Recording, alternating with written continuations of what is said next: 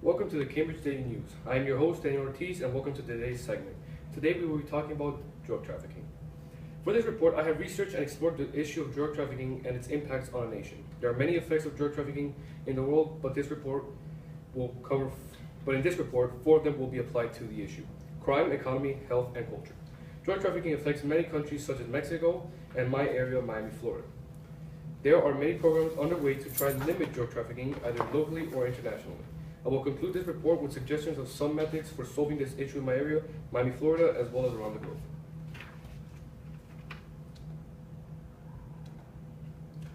Today we have Gustavo Johnson, an expert in international relations and politics and a professor at UCLA on a Skype video call. Good afternoon, Gustavo.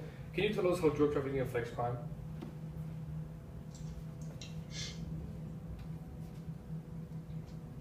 Drug trafficking and smuggling creates an incredible amount of crime within a country. This includes homicides, arrests, and illicit drug use. The DEA alone makes over 33,000 arrests a year related to the sale of illegal narcotics. 32% of inmates in state prisons are incarcerated for drug possession, 25% at a federal level. Drug trafficking creates cartels, which can be big or small. Competition between them creates violence, which in turn leads to many homicides through shootouts, drug deals, and so on and so forth. Very interesting. Now, how does it affect other nations around the globe? On a more global scale, a recent example is a scandal that took place in Rome in December of 2014. It was described as a toxic mix of mafia gangsters and corrupt politicians who made millions of dollars exploiting immigrants. A local newspaper called Rome the mafia capital will notably describe the situation as a political judicial earthquake. Okay, that was great insight. Thank you. Now, can you enlighten us on how the drug trade industry Drug trafficking and smuggling creates black markets and it creates many problems for a nation's economy. In Mexico's case, drug trafficking is an absurdly large industry and it accounts for over $991 million. After the big seizure of money in 2006, over $206 million was taken, which was around the same amount as the budget of the Mexican General Attorney Office. After some time, Mexico has recognized the amount of money that drug trade brings in and has integrated into its national economy. Drug trafficking creates economic benefits for Mexico's economy since they provide three main things: cash flows, employment, and investments. Drug trafficking also creates health problems which cost the nation, for example, the US, millions of dollars in healthcare, incarcerations, and drug abuse treatment. Incredible. Thank you for being here, Gustavo. Now we're going to talk about how drug trafficking affects the health of the people.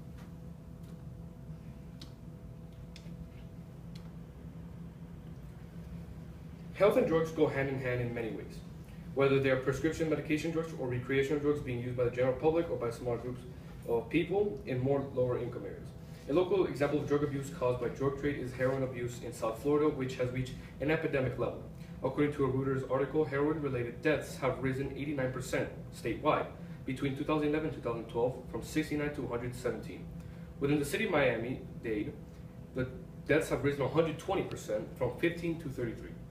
Actually, a New York Times article found that illegal drugs kill far more than illegal drugs. The Florida report analyzed 168,900 deaths statewide. Cocaine, heroin, and all methamphetamines caused 989 deaths, while legal opioids, strong painkillers, and brand name drugs like Vicodin and Oxycontin caused 2,328. This is strong evidence of the consequences of narcotics, whether legal or illegal, can do to general public. Moreover, even though there are many more effects of drug trafficking than the other three already covered, the final perspective is the effect on culture. A nation's culture is one of the, if not the most prominent aspects. Much of the population prides itself on the culture of the nation, especially since it is what most people see at first glance.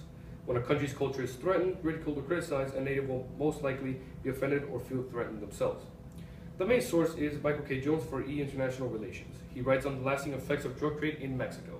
He includes in his essay how drug traffickers have direct impacts on many aspects of the country, such as politics, on the economies of Mexico.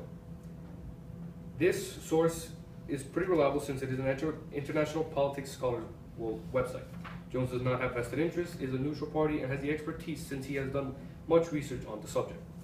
Drug trafficking, in a way, taints a nation's culture in the way that it creates a negative misconception of the people.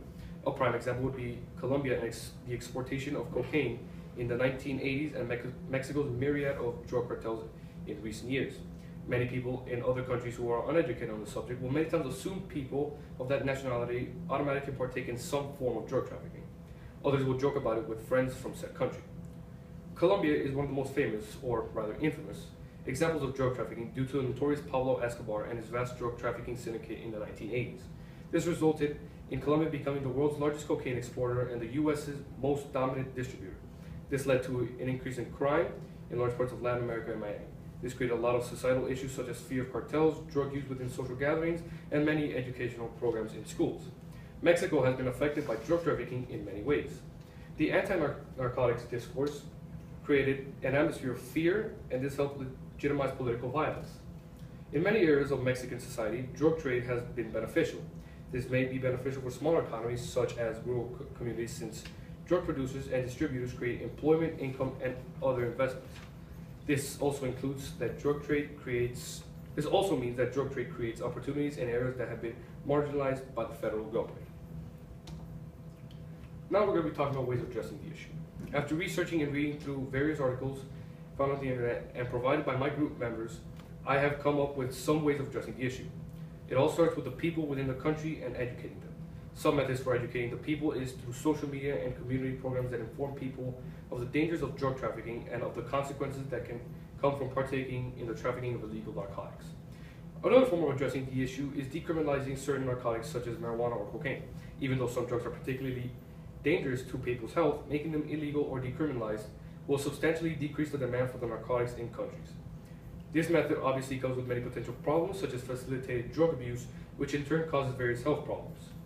Another form of limiting or obstructing drug trafficking is an initiative provided by the National Crime Prevention Council, the NCPC, which is to have neighborhoods implement environmental changes to make their community less vulnerable or hospitable by drug dealers and traffickers.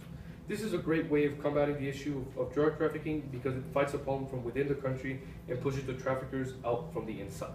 That is all the time we have for today, folks. Thank you for joining me. I'm Daniel Ortiz, signing off.